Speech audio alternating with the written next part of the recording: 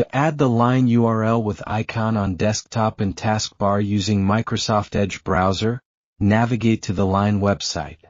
Click the three-dot menu in the top right corner of the browser window. Although this option allows you to install the website as an app as well. However, to pin the website on taskbar, bring mouse cursor over the More Tools option. From there, you can choose Pin to Taskbar option. Click Yes on the pop-up dialog. The website shortcut will be instantly added to taskbar on the bottom of desktop screen.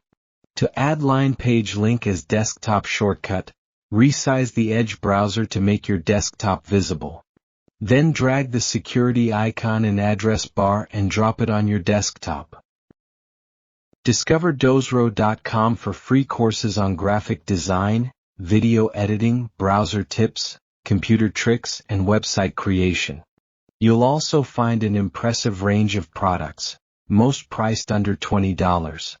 Don't forget to like the video and subscribe to the Dozro channel.